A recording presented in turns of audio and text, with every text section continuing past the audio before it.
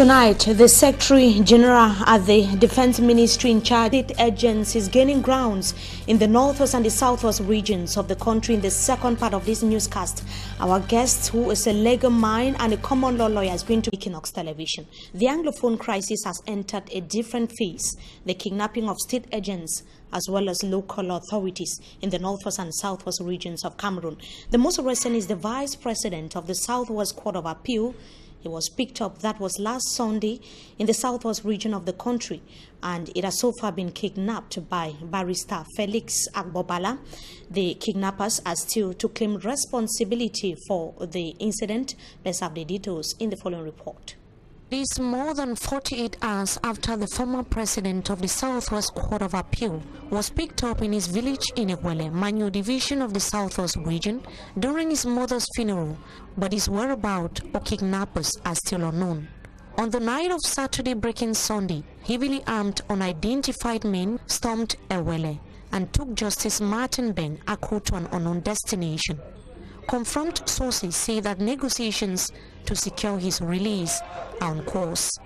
The president of the Center for Human Rights and Democracy for Africa, Barrister Agbo Felix Nkongo, in a statement few hours after his disappearance, said that an armed group was behind the kidnapping and should secure the release of Justice Martin Beng with immediate effect. The former president of the outlawed consortium of Anglophone civil society, who condemned the kidnapping, said that abducting for ransom or to score political concessions is no longer perceived as a lucrative business model. He urged all parties to seek constructive negotiations as solutions to the Anglophone crisis. The current socio-political unrest in the northwest and southwest regions entered a different phase on February 11th, when the duo for Batibo was kidnapped. The delegate for social affairs in the northwest region went missing 2 weeks after, and then the GCE board chair, chiefs of the northwest region, the duo for Wabane, and now the former vice president of the appeal court in the southwest region. All the captives hail from the English-speaking parts of Cameroon. Only 2 of them and the 3 chiefs captured in Widikum have so far been released. The Anglophone activists who were being blamed by the government of Cameroon are still to make an official statement to claim responsibility for the kidnappings. And Galaxy Landry Etoga is now officially in control of the National Gendarmerie, said, as it is known in its French acronym in Cameroon. The Secretary of State at the Defense Ministry in charge of National Gendarmerie was commissioned this Monday by the Defense Minister Joseph Betiasoma. We see how he took over the flag from the outgoing Jean-Baptiste Bocam, and during the ceremony that was chaired by the Minister of Defense Joseph Betiasoma, he was told to exercise his duty with rigor, and objectivity. As I said earlier, he's been commissioned into his function at the time when the 2 English-speaking regions of the country is still in tension and chaos. And just to note as well that here in the economic capital, Douala, the Minister of Territorial Administration, Paul Atanganji, began his visit. That was this afternoon. That is the 4th region that he is visiting so far since his commissioning into his function a few weeks ago in the nation's capital, Yaoundé. He has been to the northwest region, southwest, the west, now the littoral region of the country. We, of course, will be telling you more on that in our subsequent newscast. Now, the Minister of Arts and Culture has described the Limbe Festival of Arts and Culture as a unifying factor. He was speaking during the opening of the 5th edition, as Davis Imaimo tells us in the following report. West region,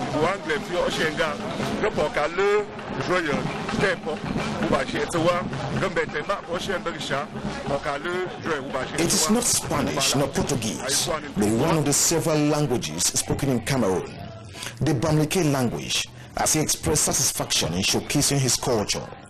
Reason why the government delegate to Limbe City Council, Mutanga Andrew Monchimba, paints Limbe as the focal point of Cameroon culture. You can therefore see why we are at ease when we are at ease with the notion of multiculturalism, because we do not only live it, but we have gone ahead to celebrate it.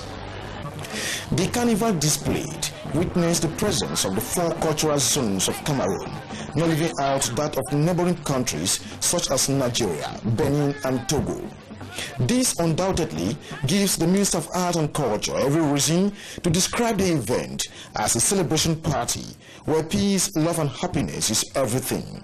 The Limbe Festa is sending a message of peace, a message of unity and national integration, and it is a celebration of living together in this very beautiful land, in this very beautiful city. The 2018 Limbe Festival of Art and Culture, Limbe Festag, which coincides with the celebration of 160th anniversary of Limbe since it was discovered, will run for 7 days and shall also have a marathon, canoe race, traditional wrestling, and many more.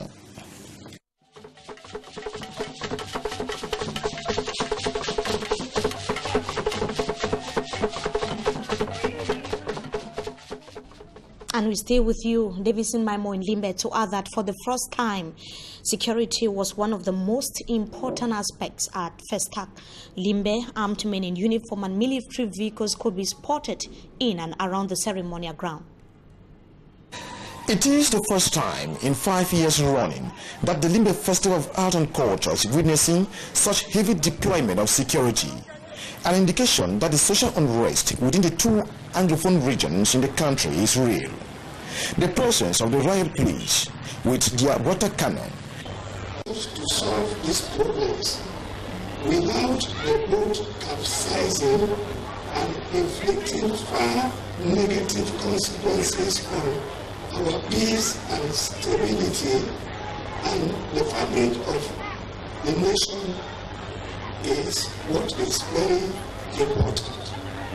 That is why I want to once more thank the people of Limbe for not falling prey. A part of the heavy deployment of security forces, the style of protecting. The hope of traders in this market is for council officials in Banga to provide an enabling environment for business activities and construct the uncompleted buildings which have now become stable market sheds. And onto this sad story, at least 6 people have died, including a pregnant woman and 2 young girls after a boat capsized early this morning in Bambalango, Kotunja division of the northwest region of Cameroon. It took several hours for 5 bodies to be retrieved, and it should be noted that one of the corpses were removed in the early hours of this morning. Shortly after the incident happened, only 1 person came out alive. We, of course, are closely following up developments. We will be keeping you updated as soon as we are informed. We now talk sports. The far north region of Cameroon that has emerged overall winners of the 2015 or 2018 rather edition of the FENASCO A Games for colleges and teachers training institutions. Marwa harvested a total of 50 medals. Bamenda is going to be hosting the 2019 edition, as Manjikan Gabriel tells us. It was an overwhelmed regional delegate of secondary education for the Far North region that lifted the trophy for the overall best in the 2018 edition of the FENASCO A Games. The Far North region got a total of 50 medals, 21 gold, 12 silver and 17 bronze. Even with the difficult feeding condition, the athletes from the 10 regions of Cameroon competed honorably to get the best results. In the finals of the football boys, Cas Bambili from the Northwest region in sky blue sports outfits hammered their friends from the South region 4-3 during regular playtime to win the gold medal that saw the Northwest finishing 4th with a total of 16 medals, 8 gold, 2 silver and 6 bronze. The trophy that they will want to keep when they host the games in 2019, as it was announced by the Minister of Secondary Education, Dr. Nalova Pauline Lyonga. The next FENASCO Games will take place in Bamenda. As the flames of Ngaoundere went off on Sunday, the South region that came 10th with 12 medals is expected to improve on its performance. Littoral region finished 8th with 23 medals, 4 of them in gold.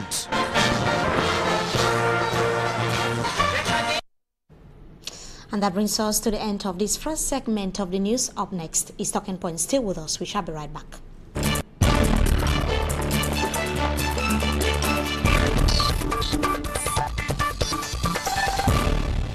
I said earlier that our guest tonight is a common law lawyer and barrister at law. Good evening to you, Senior Barrister Fruit Johnson. We thank you so much for joining us tonight on Talking Point. Thank you, Mimi, for inviting me. We should be thanking you for coming. A new language is in the current socio-political crisis in the Northwest and Southwest region is kidnapping.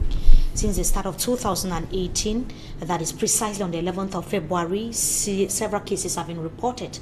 We started with Batibo. Now we are talking about the Vice President of the Southwest, the former Vice President of the Southwest Court of Appeal. How can you explain the series of happenings as far as kidnappings is concerned?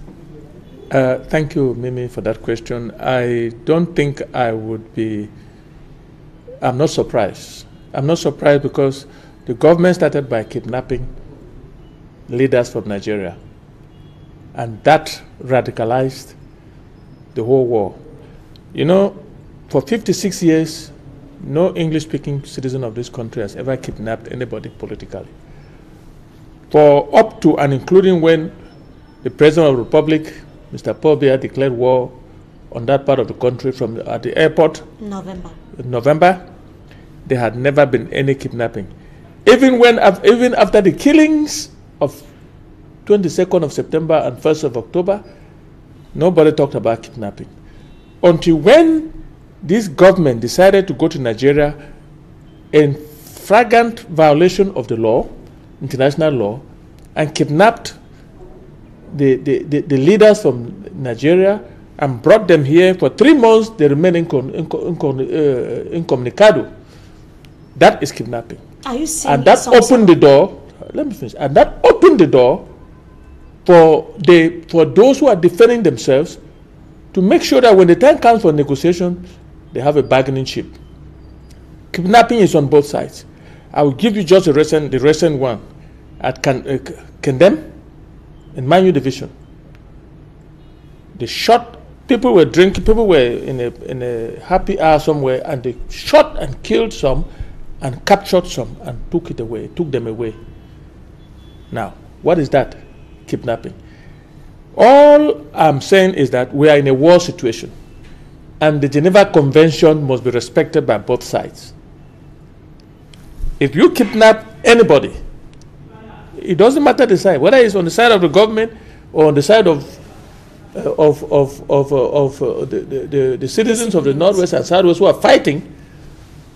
At the time of negotiation, you should make sure that everybody is alive and well. Prisoners of war, the convention spells out how you treat prisoners of war. I am hoping and praying that this government is treating the prisoners of war that they have just like those who are arresting these other people are treating them the same. So I would read it like that, because we're in a war situation. The Northwest and Southwest, from Victoria to Nkambe, is at war. That's a war zone. And if you are a civil servant and you are just doing your work, you don't get involved in taking positions either way, nobody will come kidnapping you.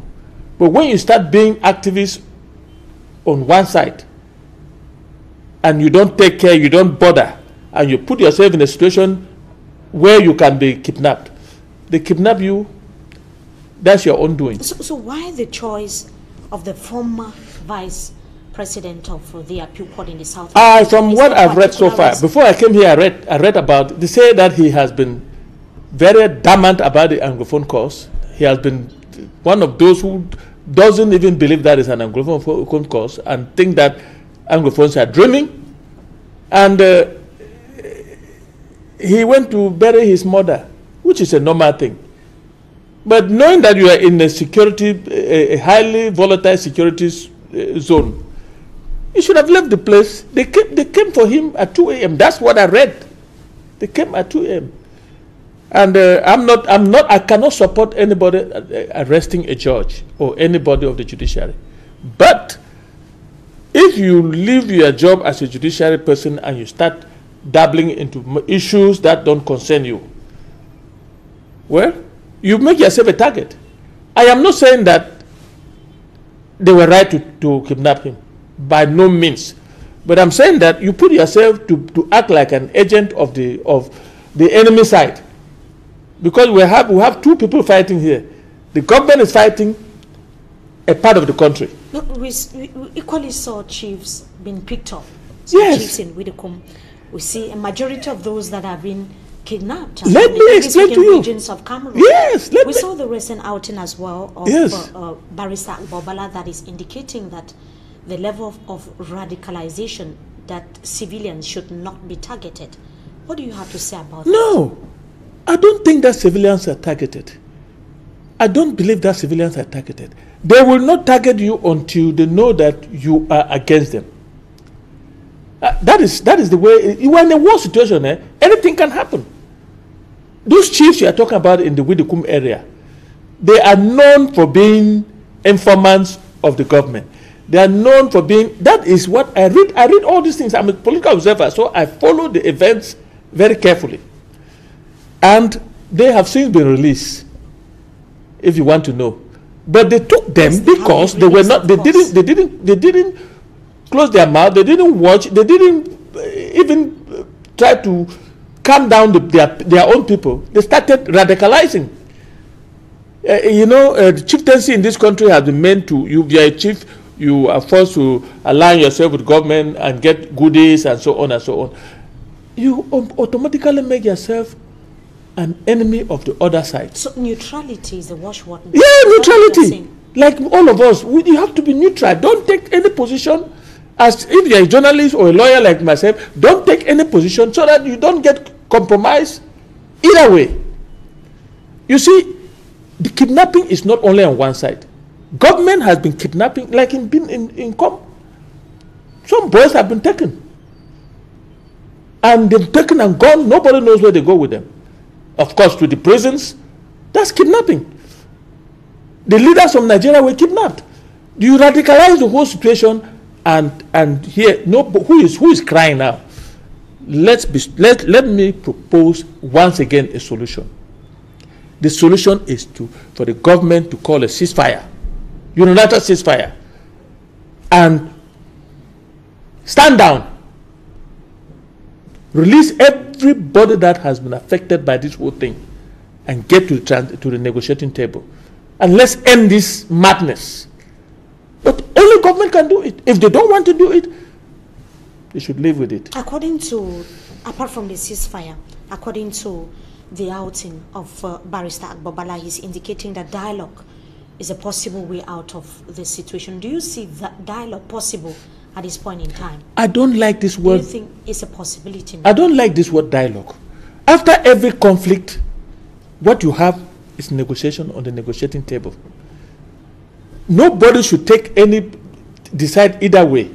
You get to the negotiating table and that is where everything is decided. It's negotiations.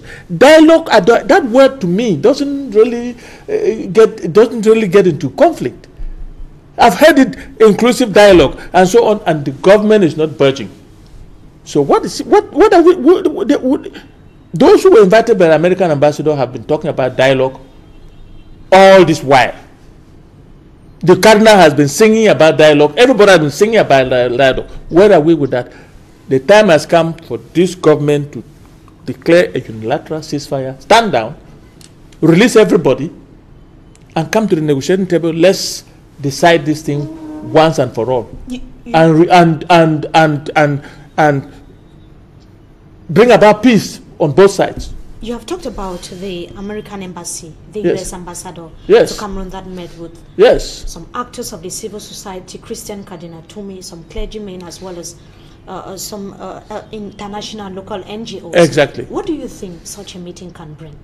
I think for the U.S. ambassador, I think it was a fact-finding meeting. But contrary to the one that took place in Bamenda with the French came with a position, with their own position. Maybe they have arrested that position with the government. They came with a position, a fixed position. The ambassador merely wanted to hear exactly from all sides, and to see how this matter can be resolved. But the French, they came ready with solutions, meaning that they have taken their own position and the position is aligned with that of the government. You don't do that in a conflict. You allow the conflict to cool down. There's a ceasefire. Then the people come to the negotiating table before you start putting down whatever proposals you have. Well, once you start making proposals in the middle of a conflict, you have taken sides, and you have made yourself a party, a major party to the conflict. And the international community, we have been seeing the international community calling for dialogue and playing an active role, so to say, yes, in the crisis. Yes. Do you think that the government is giving them a listening ear? The government, up to now, it's like you're talking to a deaf person. It's not listening to anybody. I don't know whether tomorrow they will listen, but the international community too has been very, very, very quiet. So I don't know. The French and the Americans, I would give it to the Americans because they organized a fact-finding mission with the people that they invited. But the French took a position. In Bamenda, I followed it very carefully, right down to Bafut or to Mancon, where he went. I'm from Mancon, where the French ambassador went. He took a position and was making a proposal tying the Northwest to the Western province and tying the Southwest to Littoral province. That is dumb, because in a conflict, you don't make those kind of proposals when you know the root cause is from what you are saying. Wait until the negotiations are on the table, and you can bring your own proposal. So now, Barrister is proposing ceasefire.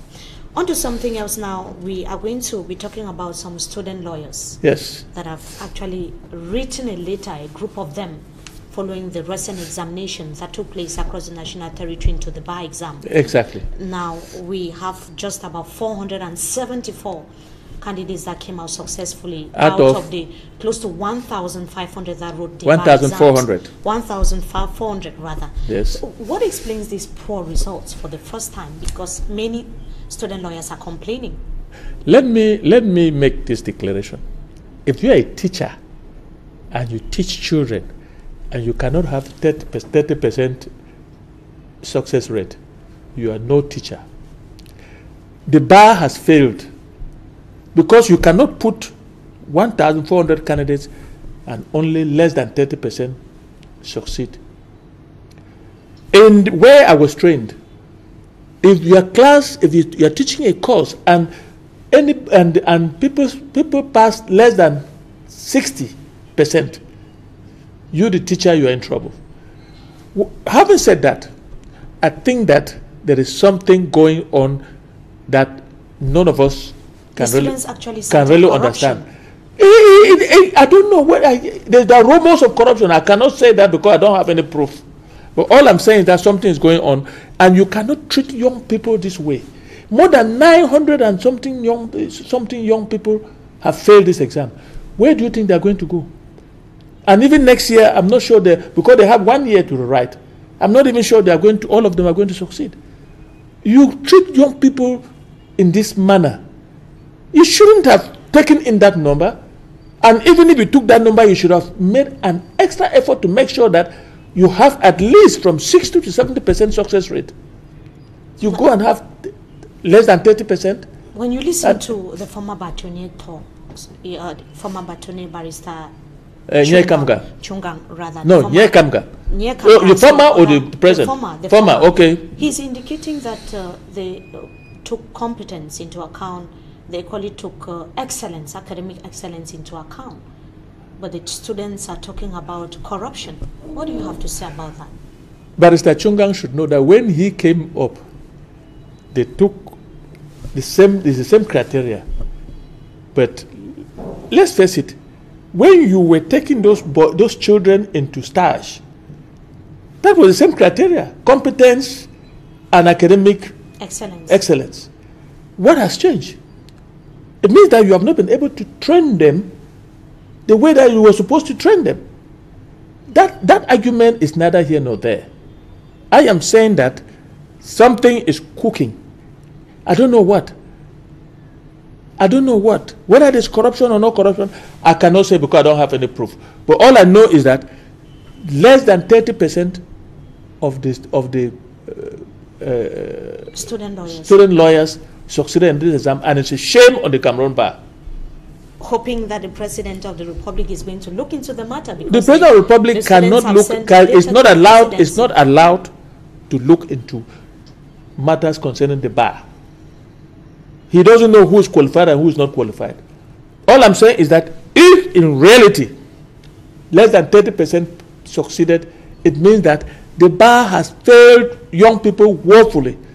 But I don't believe that. I believe that something is cooking, and we will get to know. It's just a matter of time. It's a matter of time. Thank you so much for joining us tonight on Talking Point. We hope to have you some other time again, Barrister. Thank you for inviting me. Senior Barrister Fu John Saw there joining us in this edition of the Primetime Newscast on Equinox Television. Viewers, so thank you so much for joining us. Wishing you a blessed stay in the company of our programs. Until we meet again, goodbye.